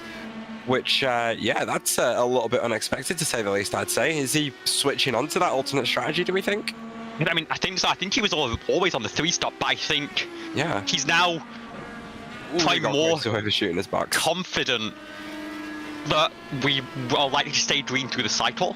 That first stop, you may be a little bit touched on. You want to try and extend as much time. That second stop, you start feeling a bit more brave to go for the undercut to make that happen. Granted, I tried that on Saturday in a full length race, and guess what happened? Did you get screwed over completely? That caution came out 5 laps after I hit. I managed to get the wave, so we're all good. That's and good. Santos is 1 lap down, and so would be eligible for the wave after Bryce Sosa ahead pits. We're going on 34 laps, so is the next one scheduled to come down pit road? But it seems like he is now more confident. He's trying to make sure he covers off the 81 of Hayden. Yeah, not so much time gain in that last stop cycle then for John Hagen in the 81, who's now still 4 seconds behind Edson Santos. So Santos with plenty of buffer, and he's just gaining time on Bryce Sosa and Alex Miller, who are the 2 cars around him at the moment as he goes to the inside of Zach McBride into turn 1 to get that little bit of traffic out of his way. So yeah, an aggressive strategy call and a switch for Edson Santos to cover off the 81. And interestingly, it doesn't look like the rest of the field is doing anything anywhere near that. Bryce Sosa coming down pit lane. I think that'll be Alex Miller coming down this time as well. Probably Miller a couple more laps. He extended in that last run, just not quite as far as everyone else. But again, that waves Edson onto the lead lap hit. If a caution comes out now, he's really in a bit of a prime position. He'd either pit to try and align himself back on the same strategy and go 1 stop to the end. Well, he's already committed to 1 stop to the end, right? I believe so, if I'm tracking it correctly in my head. Or he can stay out and just inherit the lead once everyone else comes down pit road. So out of the danger zone already for the 20 with Bryce Sosa pitting. That is the pace difference that he's gained. He's on the lead lap with cars that have made 1 fewer stop. The question is, can he get to the head of that lead lap in the remaining 45 laps? John Hagen then 2 seconds clear of Bryce Sosa as we are in the middle of our second pit stop cycle. Edson Santos, what's that, 5-6 seconds clear at the head of the field. Hagen running that aggressive full push, breaking the race into quarter strategy. Just worked out for him really well so far to make up some positions really early on in this race. But of course the question mark still hangs over him as to what that time loss is going to be in that last pit stop cycle. Everyone's still got one stop to go, right? Or has he got 2? So he's got 2, hasn't he? Or is... Hold on. We don't know. Anyone who's come down pit road here already in this cycle has one left. We're waiting to see if anyone who's still out can make it for one more stop here. They might need two, but they might need one. Yeah, he should be going to lap 90 here, so it'll be one more stop for everyone at this rate. Yeah, if they can make the save happen, I think Miller's the one with the biggest question mark right now. Whether he can go two-stop or not, yeah. Yeah. And well, it looks like the answer's no. He's down on pit road now, only running 38 laps in that stint, I believe. It was, and yeah, so is going to be committed to the three-stop without help from a caution. But we'll probably be looking for a splash and dash in that final stop. You have to imagine we'll probably take about 2-3 second stop for fuel only, rather than taking a gamble on tyres. How long does it take to change a set of tyres here? It's 7 seconds. Long. So if you can save 4 or 5 seconds by going without, that could be a good few spots at the end of this race. But we're keeping our eyes on this front 5 who all pit in unison on lap 40 last time by. If they can go one more time around while avoiding pit lane, and then come on lap 80, they've got a chance of making this two-stop happen. If they can go to 81, even better. It looks like the first 4 of Ultimate, and it'll say everyone on this strategy is committed. They're pretty sure they can make it happen. And there's a call immediately from 94, will come at the end of lap 80. We'll see who follows and who tries to extend this stint. Both the Mirai United cars also call. The 9 calls. Lilac, what have you got? Yeah, we know this is her specialty is these sort of fuel-saving races. I fully expect her to come down this time by. Yeah, as she does. She's been out of the draft for a good chunk of this stint, especially at the start. So fuel burn, I think, will probably have been a touch higher than perhaps she was expecting. The traffic getting in the way a little bit and that damage affecting Frankie Wynn's tyre wear, helping to bring both of those cars back to her and give her a little bit of draft in that second half of the tyre stint.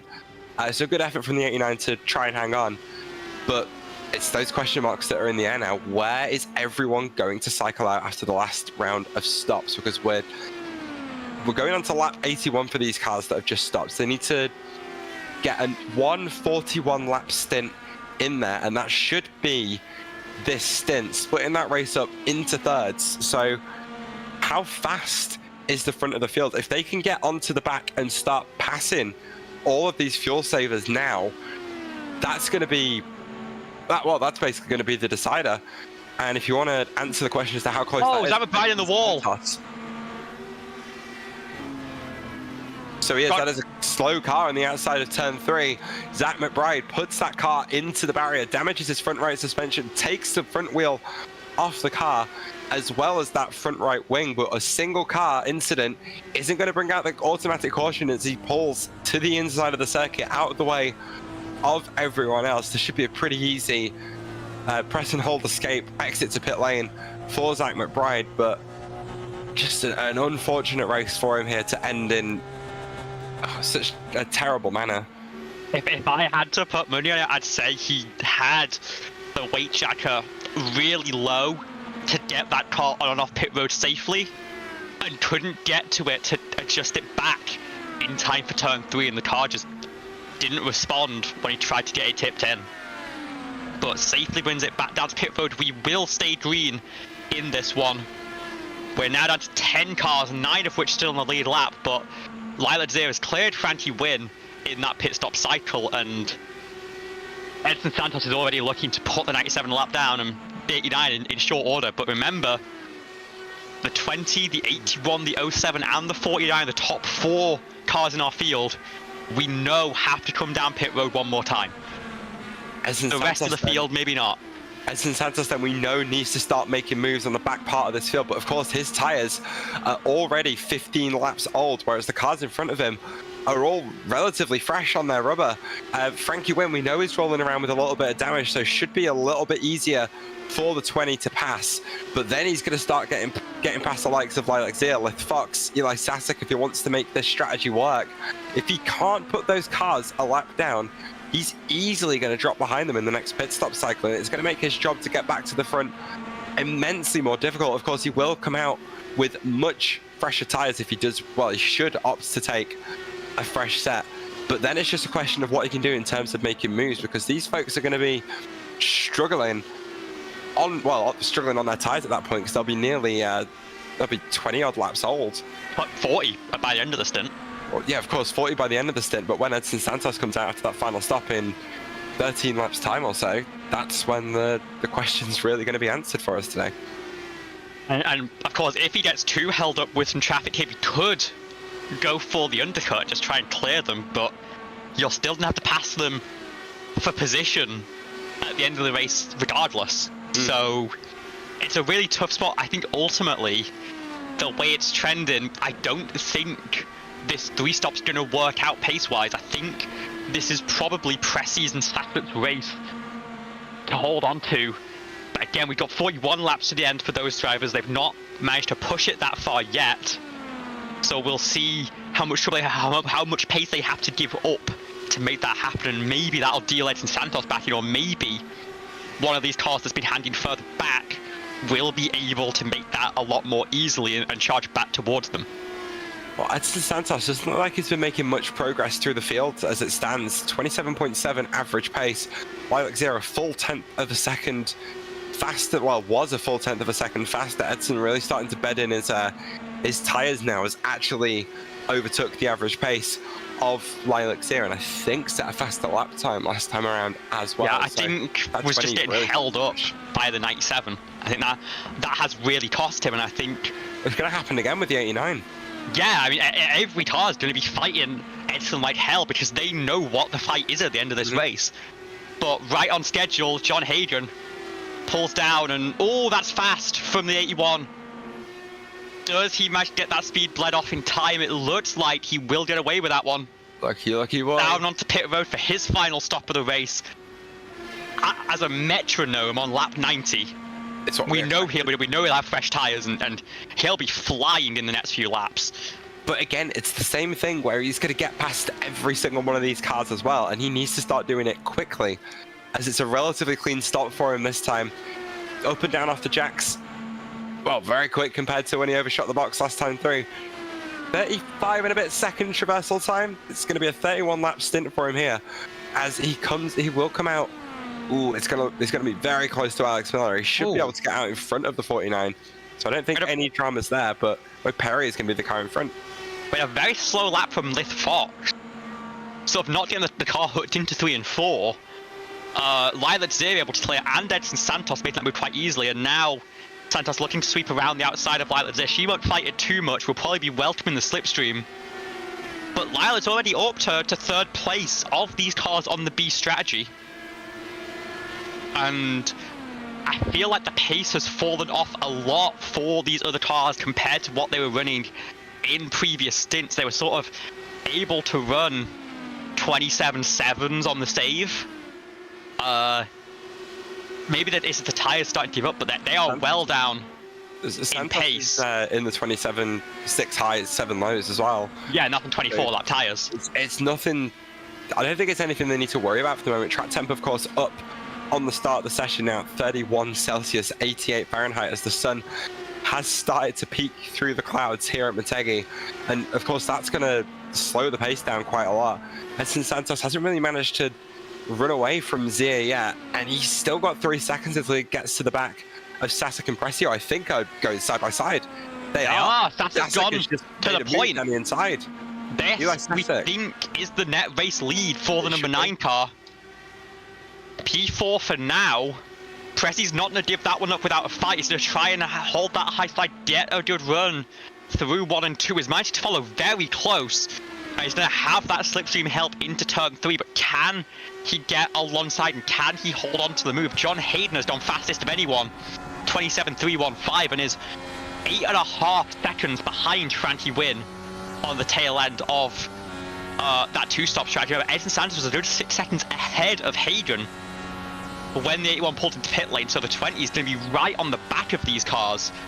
Nicholas Pressey, though, not able to fend off the charge from the outside, and not able to fight back, and it will be the number 9 in a very strong position here, with Lilac 0 and Lith Fox running 3 and 4 on the B strategy. Yeah, I'm sure as soon as the 20 and the 89 saw that those two were going side by side, they were rubbing their hands together, maybe expecting a little bit of something to happen. Of course, it would lock Edson Santos a lap down relative to the rest of the field, which would be disastrous for his strategy, but would put the 89 to the front of this this fuel-saving strategy that we think is going to be the strategy to be on at the moment. But Eli Sasek making a very decisive move into turn 1 to take, again, what we think is the net lead of this race, and Pressy hasn't really had an answer for it. We've talked about all race how difficult it is to make a move, and the driver of the 9 really made that one his own into turn 1, and Pressy's just now struggling in that dirty air. Yeah, I think at this point Pressy is probably sat there not looking to burn up the tyres much more, and probably hoping that there's been a bit of a miscalculation on board the number 9, that he'll have to do more saving to make it to the end. And Pressy, who's getting the draft right now, is going to be able to just slip right back through. But as we come towards the final 20 laps of the race, Edson Santos, we've got to think he's going to come towards that final stop of the race. It'll unlap a good few cars, and it will really let us know what mountain he has to climb, try and hold on to the lead of this race. There are 5 cars on the fuel save strategy. Edson Santos comes down towards pit road quite late on.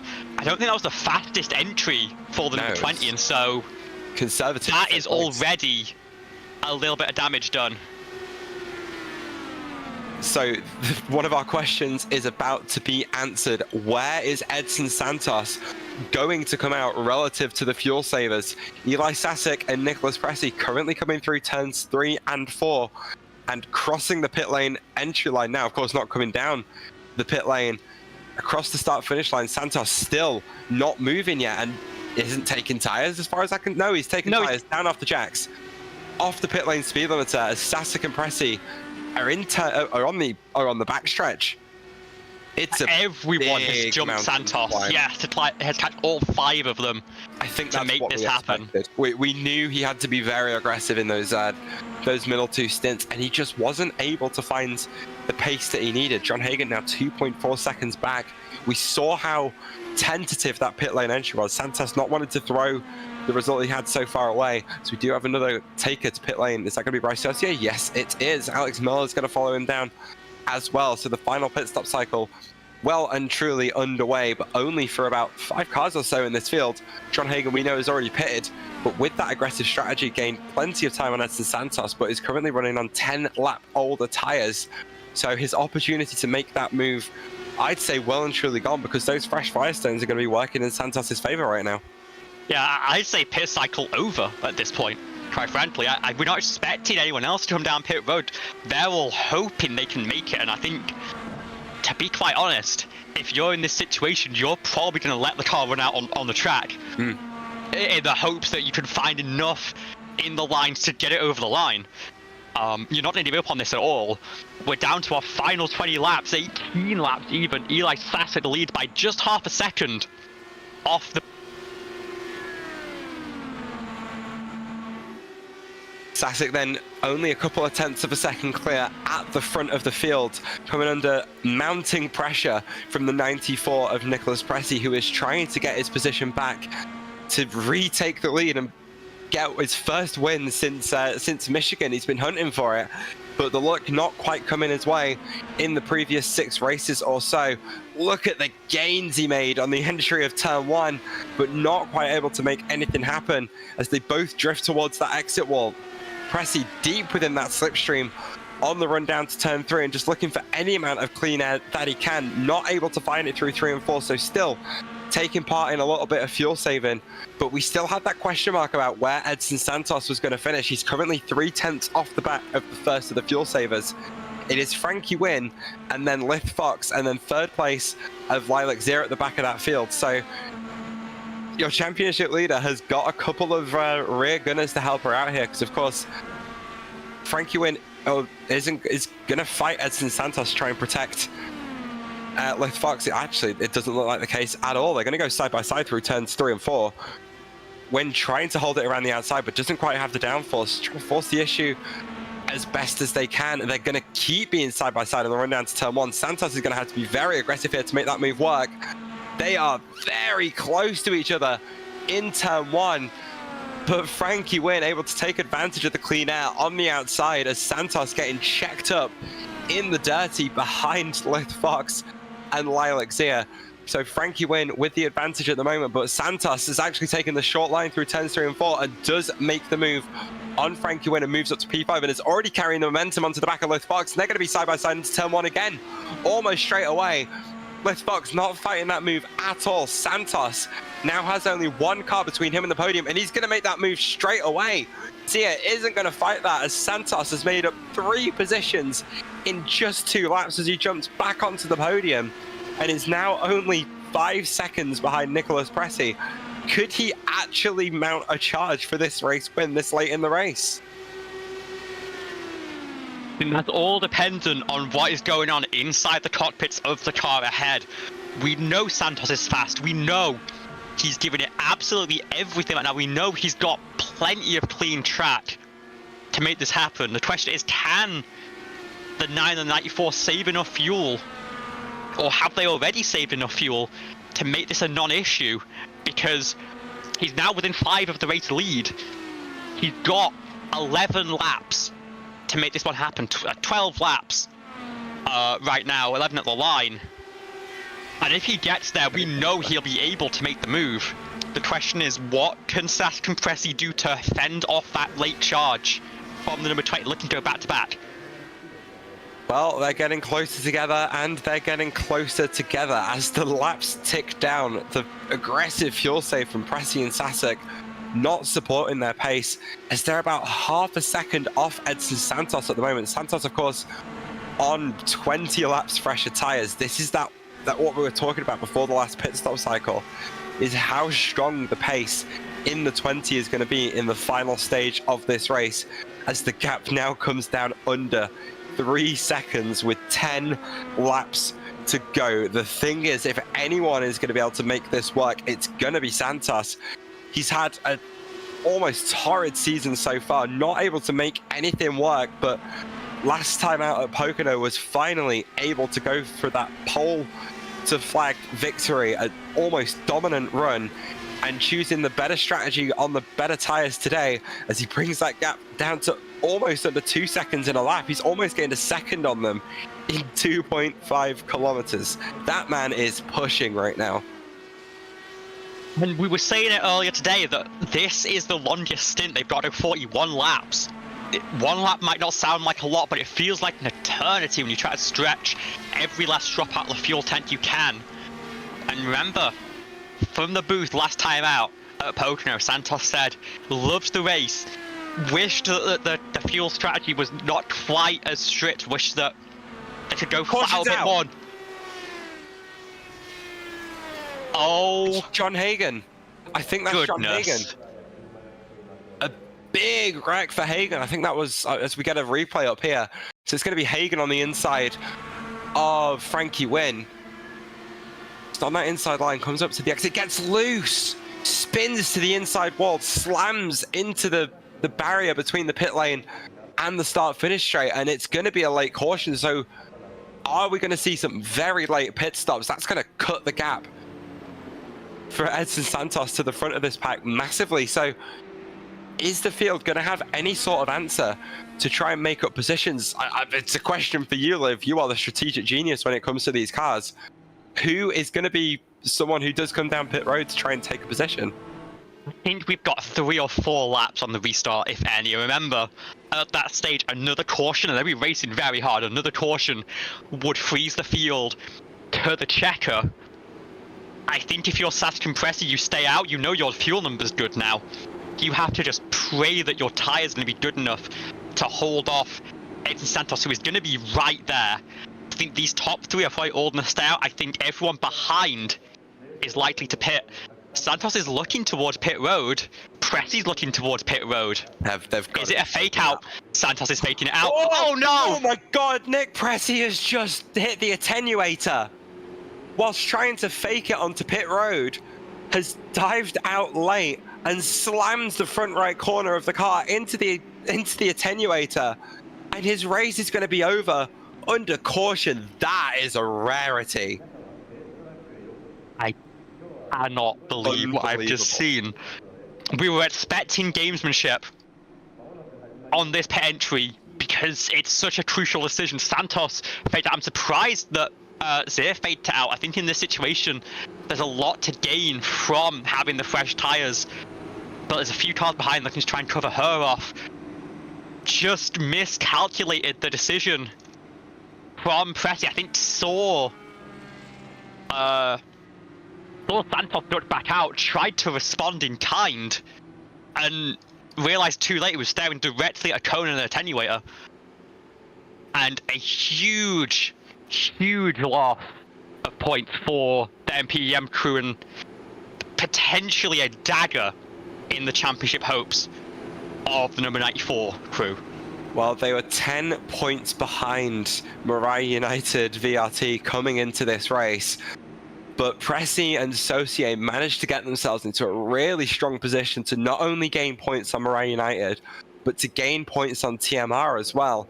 But with losing one of those bullets in the chamber, they've now put Saucier under a lot of pressure with one TMR car in front and another one behind. If they still want a decent haul of points, Saucier is going to have to fight for that position as we come across the line with 5 laps to go. But what a devastating blow to Pressy's championship charge. Of course, it's going to be a round that he drops, but he's starting to run out of drop rounds, Liv. Yeah, it's a crucial mistake at a time when you need to be starting to mount that challenge, and it's going to be a lot of ground to make up. Looking back onto what we've got on the track, though, the 3 cars that came in, Lith Fox and Frankie Wynn, decided to go for fresh tyres for this final charge, which will be 3 laps. Lights still on the iRacing pace car. Mo Perry also came down pit road after taking the lucky dog, and a very, very lucky dog it was, to put him back on the lead lap and with a chance to try and make some moves here in P8. I've got to say, Liv, quickly, we are looking at Bryce Saucier and Alex Miller, both on 14-lap old tyres, Edson Santos on 16, who are behind Eli Sasek and Lilac Zir, who are very much at the end of the life on these tyres. So I'm expecting some moves from both of those drivers to move up onto the podium very quickly. And I think crucially, and this is heartbreak, if you're Eli Sasek, making your intentions very clear at the front of the field, and seeing that carnage take place behind, seeing Pressy dive onto pit road regardless of what happened at that moment. That promotes Edson Santos to the front row of this restart. We are double file. Remember this. Santos is on the front row. Is going to be lined up alongside Eli Sasek. Now, unlike the initial start, which we saw already had a pretty bad launch from the outside line car, the control is on the right foot of the number 9 of Eli Sasek. He gets to decide when to go, but he's got to remember to make that foot plant true, because those tyres have almost 100 kilometers of wear on them, and he's got to clear. He's got to throw dirt, and he has to hope that maybe he can pull the 89 of Sasset with him. It's a lot easier to react on that inside line, because if Santos can get one-on-one with a number 9 car, it's gonna be lights out. It's over, yeah, 100%. We have 3 laps to go, less than 5 miles. Once the iRacing pace car pulls in, Eli Sasek, what have you got? Get ready for a frenetic restart. We have cars on fresh rubber, cars on not so fresh rubber, and cars on tires that are very much at the end of their life as they do come around the final corner. The pace car is going to pull in for the final time. Eli Sasek will lead the field to green for a 3-lap shootout. What a restart from Sasek, who's going to be clear of the field by 2 car lengths. Santos is probably going to get a little bit checked up in a fight with the 89 here, as Alex Miller is going to follow all of these cars into turn 1 as Bryce Saucier aggressively defending from Lith Fox, but Edson Santos forced to the outside. Saucier forces his way through as well, up onto that podium position. And Lith Fox is already starting to apply the pressure to the 20. It's not an amazing restart from Edson Santos, but he's still going to have 2 laps to try and make something happen. But Bryce Saucier very much in the box seat right now. 15-lap old tires is moving to the inside to try and make a move on Lilac Zir into turn 1. Is going to make that stick, I assume, by corner exit, but Zir is fighting that, and they've made contact. Zia, back end steps out up towards, and Santos has touched the outside wall to the inside of the track. He's gonna pull over and retire from this race. And it's gonna look like it's Eli Sassek's race to lose. Saucier has moved up to P2. Lilac Zia just about manages to keep her car from the inside of barrier, but is starting to come under pressure from her teammate on the final lap. Is it going to be team orders between the 49 and the 89? We have 2 turns left to make that decision. Eli Sassek sweeps to the inside, back to the outside, trying to break that draft. Associate is trying to look for a way through, but after all of that and a very frenetic finish, Eli Sassek will win the Motegi 300 kilometer. I cannot believe the drama that we found. We were expecting the race to kick off at the end, but the way that it happened with that late caution set the table for a minute and a half of just lights out racing from everyone, doors, everything being thrown at the wall there. But at the end, it's Eli Sassek, the person who really led that B strategy the whole way, able to hold on all tires to take the win. And you know he's going to celebrate. He's making sure he's got the room to burn it down. Keeps it in one piece. That's something I think we saw Santos struggle with last time out. And what a result to kick off the second half of the season. We love a bit of drama here at ABN. I mean, how can you not when Chapter always seems to deliver? It really does. It's a lot of series, like official or not, couldn't be able to have as good a race with 12 cars as we did here today. That was awesome. 3 different strategies, and Sassek coming out on top with those very, very dead tires. He needs to be proud of that result. It was a great race from the number 9.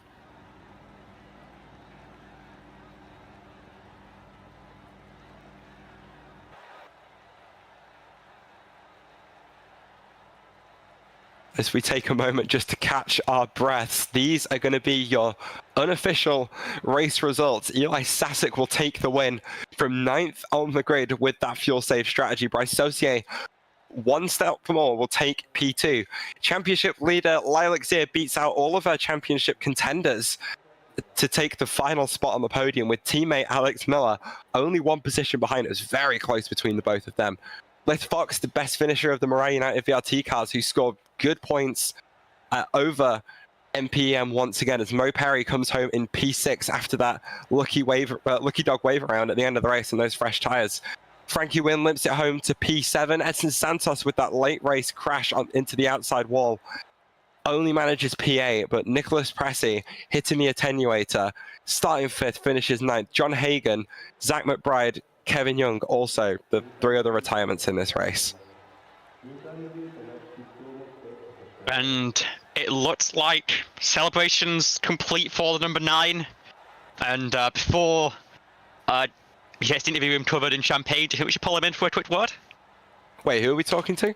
Eli. Let's start with Eli this time. We'll do it in reverse order for a change. Eli Sassek, what a result, taking home the win here in Motegi on what looks like it was going to be a strategy that didn't quite work, losing the position to Nicholas Pressey in that final stint, and then Edson Santos was on his way. Late race caution put Nicholas Pressey in, well, he put himself into the attenuator.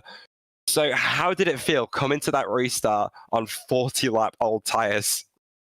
I knew I had to get up to some trickery. I wasn't really too concerned about the tires. The tire wear did not feel, at least for me, that horrible. It felt really good. I felt like I was conserving the tires well and managing my fuel.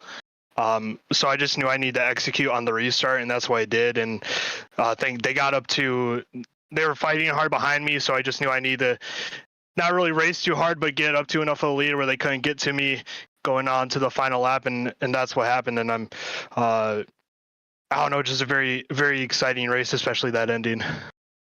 It was just as exciting from the commentary box. I've got to say, your move to take the lead into turn 1 was one of the most aggressive bits of driving I've seen all day. Just take me through that. How did you set that one up, and how did you decide that that was go time?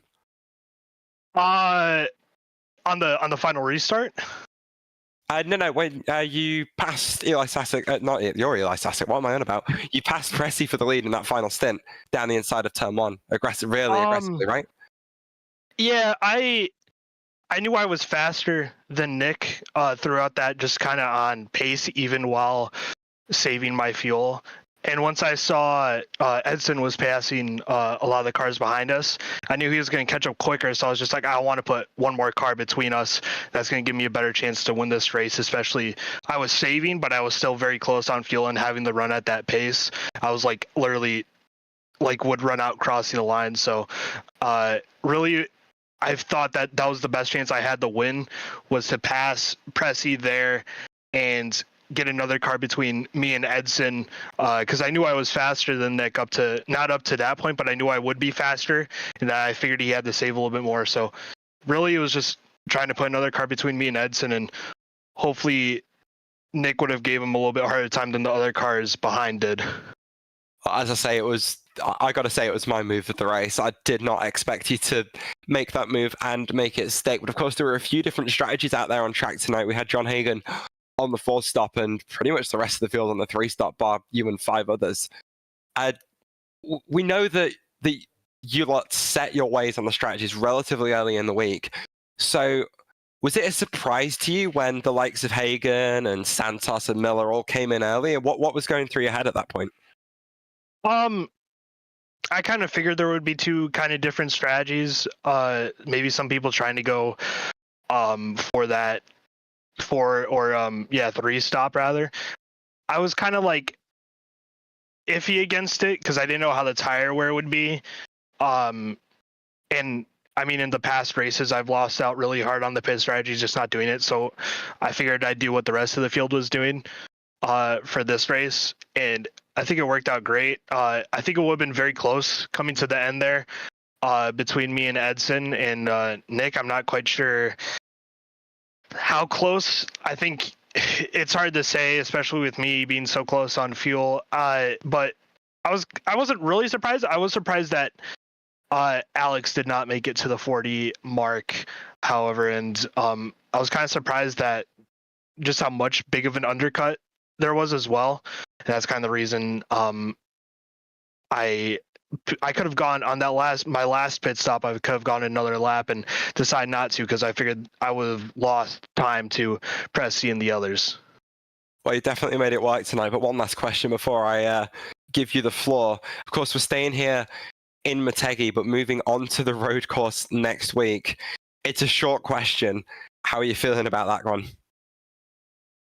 I feel good about it. I like the road courses. I think I'm in these cars, even though I'm more of a NASCAR driver, came up doing NASCAR. I feel like the road courses, at least in these cars, are a little bit more of a strong suit for me. It's just keeping it out of the grass, out of the walls, and not making really any mistakes. I feel good about it. This is a nice road course too. There's a lot of passing opportunities. Well, we certainly hope so, especially with that new push-pass system that we will be talking about in depth a week from today. But, of course, the time has come where you've got to give those shout-outs and thank who you need to. Congratulations on the win, Eli. It was a very impressive drive. The floor is yours. First off, I got to do this or else they'll get mad at me. Got to thank my grandparents. They watch my races every week, and they're very big supporters. Everybody at Ascent, I've been basically the only one to run this, but even in our other series and our endurance events, we do put a lot of work in, and we've been doing a lot of work, and it's been a very fun time. And just everybody here at ABN for putting this on and doing the broadcasting and all that. It's very fun to go back and watch some of these moments and the races, and yeah, just everybody. Yeah. Well, congratulations once again, Eli. Looking forward to seeing you next week on the road course and seeing what you can pull off there. Hopefully for you, a repeat performance as you're trying to move your way back up the standings. Thank you.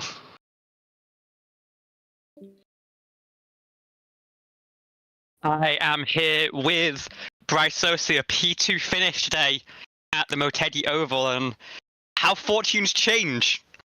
It was looking like a very tricky alternate strategy sort of race, but that late caution really threw everything up in the air. How did you attack that late stage restart, and what was the decision to split the strategies between the two cars? We just wanted to cover both, really. We wanted to cover both strategies, give the best shot to at least put one car in victory lane. I think Nick probably could have done it without the caution, but unfortunately we had the yellow and he had his pit road incident, so that was unfortunate. But I needed a couple laps. I think I could have gotten Eli the tires. I had pretty fresh tires to that point, but just ran out of time.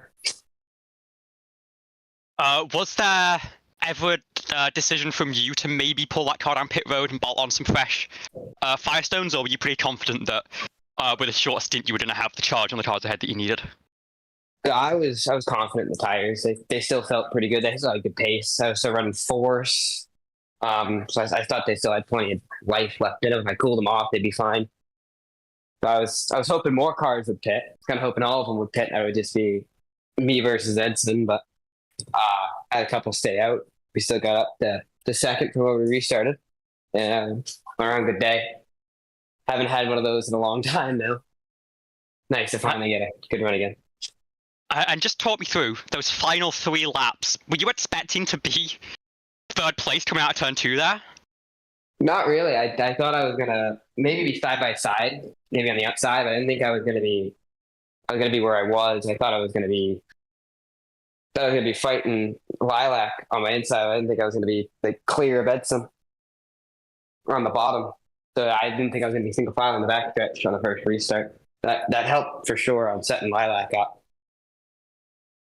And then that pass on Lilac, a little bit of a side-to-side contact there. Both cars tuned it pointing in the right direction. How do you feel about it? Do you feel like it was clean? Or is there going to be a little bit of a trip of the garage and a bit of an apology sent over that way? I already said in the interview that was my fault. I already had the air taken off the nose, and I hit the bump in the center 1 and 2. I just lost the nose completely. That was 100% my fault. Wanted to pass it clean and just ran out of front grip. So I sent my apologies. Of course, all fair in love and racing. P2 finish, bring home for the team. Congratulations. Anyone else shout out, say thank you to? The floor is yours, of course. Congratulations. Thank you. Gotta thank Nick. Gives me a team to race for. Let us run the paint teams I made this week for the race. So appreciate that from him. Matthew Stephen, Mitchell Samito, that's Crash Course Racing for the spotting. They always do great. Do good strategy, good spotting. Always a pleasure to have them on the mic. And that's about it. Still searching for sponsorship.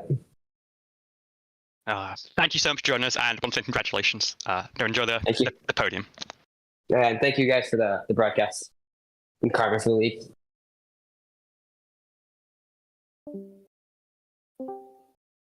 And heading over to Lilac Zir, our P3 finisher tonight. Talk us through that one. The fuel safe strategy, we know you liked those. Was that on the cards from the moment you saw the race length, or were you sort of playing it by ear a little bit? Yeah, that was pretty much the plan all along, but I kind of messed up at the start because I tried to go start fuel saving immediately, and although you did have to save a lot the whole run to make it work, I gave up a bunch of spots doing so, and then I really couldn't ever pass anyone the rest of the race. So I was stuck in 8th or 10th or whatever the rest of the race. That wasn't great. And then the dirty air was so bad I was almost even like struggling to keep up with the cars ahead while saving, and then if you lose the draft you have even worse mileage. So then I was really like struggling to try to catch back up to them, and like so I turned the engine map back up for a couple laps to catch them and then save again, and it was hard. So we're coming through the race. I think expecting to go caution free at that stage of proceedings. You're sort of in a good spot to maybe bring home a 4th position behind the lead 2, and then Santos, who made a real charge, and then caution flies very late in the running. What are your thoughts going into that caution? Are you considering taking tires, or are you trusting the track position to carry you through there? I thought about tires for about a millisecond, and then I'm like, no, the dirty air is too strong. But that caution kind of saved me because I think I would have run out coming off a 4 on the last lap and fallen to 6th or 7th because the cars behind had better fuel save in the draft of me, and I was lifting so much. I was just trying to back the whole field up basically because I couldn't go full throttle and make it, and I'm still not sure if I could have made it or not. But just trying to run fast enough so that the dirty air would keep them from being able to pass me while I was fuel saving. And then this caution obviously bailed me out so I could save fuel or make it on the end with the caution laps. And then I got a good restart and thought I might get second, and I didn't defend hard enough on Bryce, and he got to the inside. I should have covered the inside more. I didn't realize how much of a run he was going to get there. So he got to my inside. Then he washed up a little, but we saved it. It's okay, He apologized. It's all good. And we held on to a third, so kind of finished better than we should have here. But I'll take the bad luck with the good. We had bad luck at Pocono and good luck here, so it evens out. That's one last question. We stay here next week for the road course. Do you have any sort of prior experience running this track, and how are you going to approach the race coming in? We know that you're so strong on these ovals. How much prep do you need to sort of get ready for the right turns as well as the lefts? Yeah, I'm not really sure what my pace will be like. I haven't raced this car at Motegi Road course that I can remember, but I do like the track. I got my only ever Ford GT3 win there in a really low split, so that's a silly fun memory that I like. So I'm gonna put a lot of practice in and try to actually learn the track and improve from where I am with no experience on it, and then actually maybe finish, I don't know, 5th or something.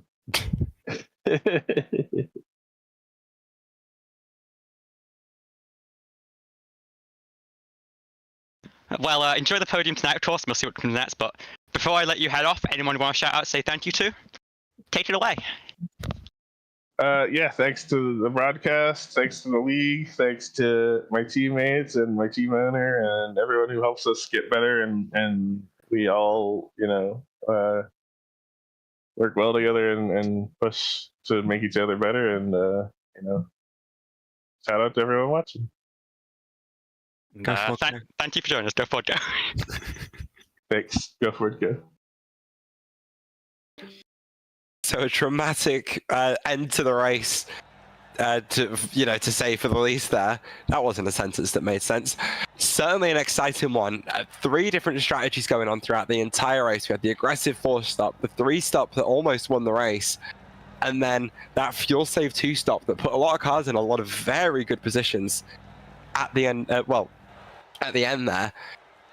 And it did ultimately come down to a little bit of luck. The back end of John Hagan's car just completely giving up on the exit of turn 4 and allowing a couple of cars to get on some fresh rubber, allowing some cars with some slightly not as old tires to close up to the leaders quite a lot. I think we expected Bryce Saucier to make that move for the lead, but in the end, it was that restart from Eli Sasek who was able to get clear of the entire field by a couple of car lengths on that restart to put the likes of Edson Santos out of position coming into turn 1 that really decided the race today. And I think it was also that ability for the second car on the inside to make that launch. Lilat Zir being that extra body behind Sasset, I think really paid dividends for the Ascent Racing driver. He was able to let Lilat fight it out with Bryce Saucier and give him just enough of a gap to tick down those laps and to take the checker ahead. Because if you think there's maybe 2 more laps in that race, Bryce is going to be pressuring a hell of a lot. And no, I think we're probably toward Dryless Miller on the podium as well. Yeah, no, 100%. Those cars were set up to go really fast at the end of this race, and they were trying. They had some really good speed at the Motegi Oval today, but of course, it wasn't going to help before that caution, but if that had happened to Hagan a couple of laps earlier, I think, as you say, Liv, we were looking at a much different podium, a few different people that we'd have been talking to. But yeah, just I think it was really fun to watch all those different strategies evolve and sort of wait for everything to happen. We were lucky that it was green most of the way because it did allow all those differences to come into play and raise all those question marks, which even when there's not so much racing on track, is always something that adds a little bit of intrigue. Yeah, and I think the really special thing is when you have this sort of situation where you can save a stop. Normally, it's such a powerful advantage that there's drama you can drum up about it, but ultimately the people on the fewer stops tend to come out ahead. This is the sort of race that really sparks that intrigue, because sometimes you're able to make something happen and make that charge at the end of the race. I know Edson Santos didn't have the finish race that he wanted, but was really flying the flag of that three-stop strategy excellently. And Bryce Sosu, of course, taking advantage of it to have the fresh tyres at the end to make that challenge for the podium spots as well. I think that was just a fantastic race. Whether we got that caution or not, I think that was going to be a grandstand finish, and I expect nothing less in this series at this point. Yeah, no, I completely agree. But as we put the tricky banked oval in our rearview mirror, next week we hop the fence and head over to the prestigious road course, which has had plenty of awesome racing series on it in the past, with a little bit of an update and a change to these cars that our drivers are going to have to get used to and really learn to utilize. And that is, of course, the push to pass, isn't it, Olivia? Yeah, so up until a couple of weekends ago, the system we had in iRacing was up to date to what the real-life cars had in the sort of early IR18 era. You have 10 uses of push to pass, you activate, you get the extra 60 horsepower. Each use lasts up to 20 seconds or until you come off the throttle. And that's it. And we actually saw that come into play at Homestead Roval. Coming out the final corner, the driver in second double hit the button, cancelled his final push to pass usage of the race and couldn't close to the line, and gave us that photo finish. But the new system, as it is in real life, no limit on the amount of usages. It's 200 seconds. You can use it however you want, as long as it's not lap one. Very important to note for some teams. As long as you're past lap one of a start or a restart, you can hit that button anytime you're on throttle. No cooldown like in the Super Formula cars that commonly race here. And you have that 60 horsepower for 200 seconds wherever you want it. And let me tell you, I ran a race on Monday night using the new system at the Indianapolis road course, and it is a treat. You have so many more strategy options. I know there's a lot of long straightaways at Motegi. Before, you'd kind of be forced to use it on whichever the longest one was to get as much of that 20-second burst as possible, because once you hit the button, that's one of your 10 usages wiped from existence for the rest of the race. Now you can use it on corner exit for 3-4 seconds, get a little bit of traction, and then cut it back off for the rest of the run. Now you can use it on maybe a shorter straightaway.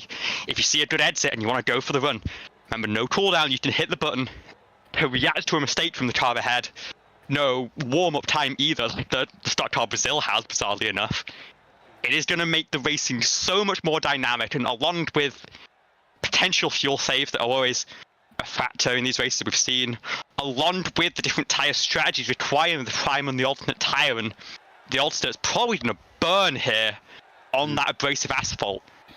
I am expecting one hell of a race next week. You do not want to miss it.